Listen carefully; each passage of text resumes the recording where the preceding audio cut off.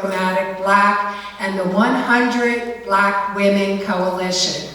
So there's many, many people who are involved with us at Cheyney.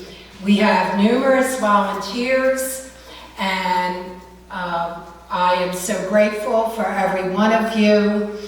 And please give a round of applause for our DJ, Drew. Thank you. He's been fantastic. So our first speaker of the day, we have numerous speeches throughout the day. They're very short. But to honor MLK Day, our first speaker is our very own Chief Academic Officer and Provost, Kizzy from Cheyney University. So please give her a warm welcome.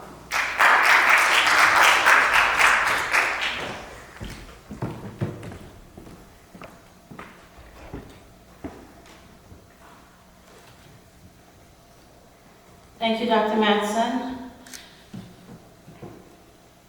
So it's an honor and a privilege to be here to speak to you today a little bit about COVID awareness. And I wanted to share my professional as well as my personal story, COVID story. I think, very soon everybody is going to have some kind of COVID story to tell. I remember back in 2020 when all this had hit. We were just returning from a family vacation in Florida. I went to Florida with my son, my mom, and my husband to celebrate my birthday. We went to the food festival in Florida. If you don't know, I like food, I like to cook. It's a way of relaxation for me, and so we had not taken a family vacation in a while, and we went to Florida for the food festival. Thousands of people were there. When we returned in early March, it was to hear on the news that there was a new virus that was really deadly and affecting our nation. And so it was with some apprehension and fear, because we were amongst thousands of people in Florida, that we really needed to find out a little bit more about what was happening in our nation. Professionally, returning back to campus, during that time, our students and our faculty were on spring break. And when the announcement came about the effects of the coronavirus, the university campus, we needed to make a decision in regards to what to do, right? Very hard decision, because we wanted to be able to continue education, but also protect the students and faculty and staff here on campus. We made the decision to extend spring break and use that time to be able to do some training, because as a university, we didn't really have an infrastructure for distance education, and the one impact with COVID-19 really had to do with social distancing and those limitations and restrictions in terms of being in close proximity with one another.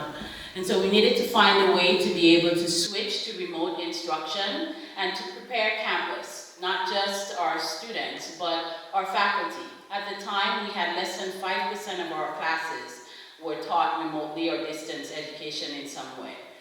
And being able to continue the rest of the semester required training faculty, converting the existing courses. It required a lot of work and required a team.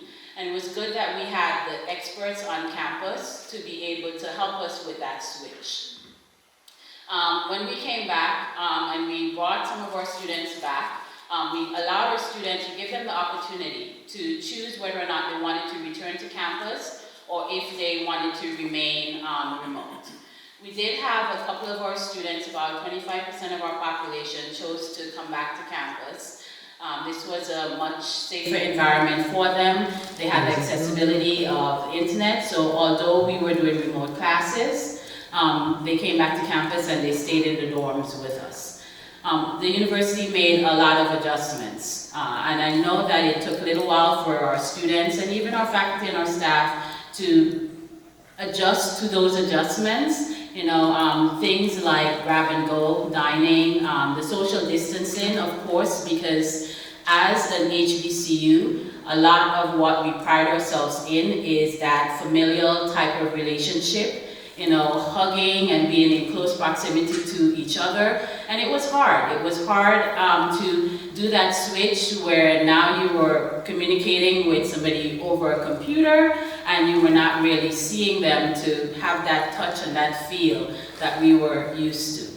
But we did adjust as a campus, slowly with making the changes and paying attention to what CDC was requiring, having a staff and an expert on campus who really helped us to make that public safety switch in terms of what we needed to do with our PPE and changing some of our procedures, changing how we had the classroom set up and everything. And slowly but surely, come the fall semester, we were able to welcome back the entire campus community back to being physically on campus, with some restrictions, of course, that we continue to adjust based on where we're at.